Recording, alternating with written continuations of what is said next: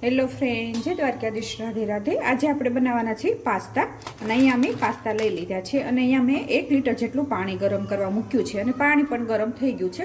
હવે એમાં પાસ્તા ઉમેરી દઈશું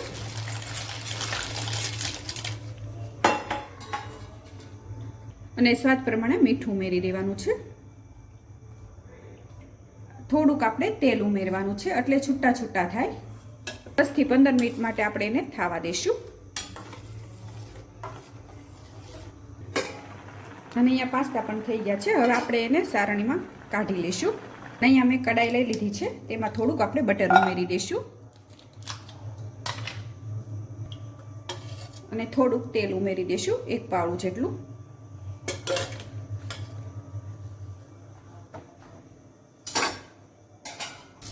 અને બટર પણ ગરમ થઈ ગયું છે। અહીંયા મેં લસણ લીધું છે અને ઝીણી ઝીણી કટકી કરી લીધી છે, તેને ઉમેરી દેવાનું છે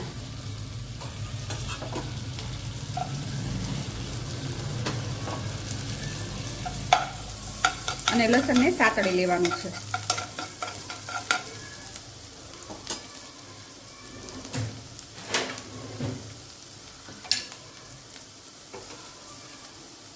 અને 1 ચમચી જેટલી તીખી મરચી લીધી છે, તે ઉમેરી દઈશું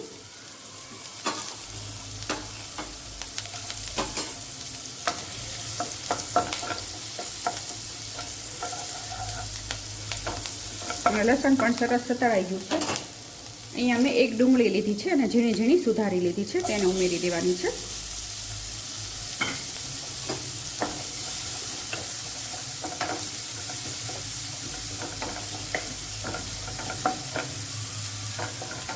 અને ડુંગળીને થોડીક વાર માટે થવા દઈશું।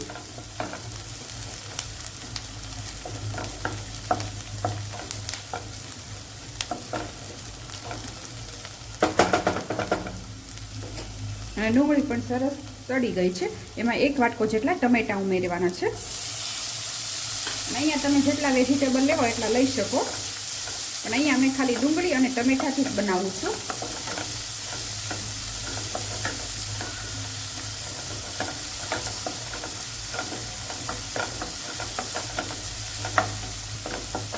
અને આમાં તમે કેપ્સિકમ, ગાજર, સેજ બીટ એ પણ ઉમેરીને બનાવી શકો, પણ હું અહીંયા સાદા અને સિમ્પલ બનાવું છું।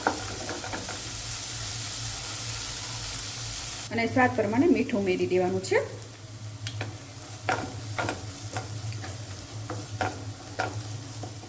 અને ડુંગળી અને ટમેટા સરસ સડી ગયું છે। હવે આપણે જે આ પાસ્તા રાખ્યા છે તે ઉમેરી દઈશું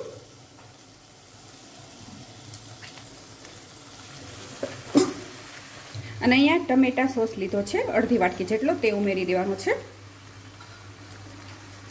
અને આ સોયા સોસ છે, તેને ઉમેરી દઈશું અને આ રેડ ચીલી સોસ છે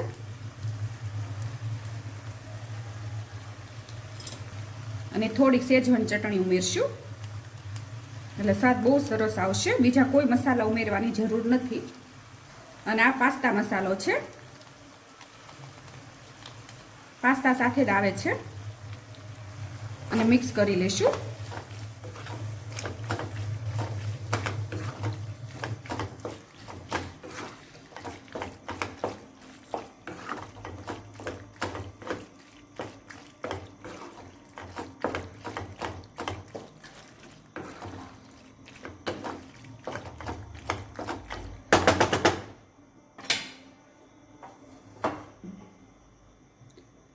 અને અહીંયા મેં લીલી ડુંગળીના પાન લીધા છે, તે ઉમેરશું એટલે સ્વાદ બહુ સરસ આવશે અને દેખાવે પણ સરસ આવશે। અને ઉપરથી થોડીક કોથમીર ઉમેરશું। અહીંયા આપણા દેશી પાસ્તા તૈયાર છે, તમે જોઈ શકો છો અને જોતા જ ખાવાનું મન થઈ જાય તેવા બન્યા છે, સાવ સાદી અને સિમ્પલ રીતે।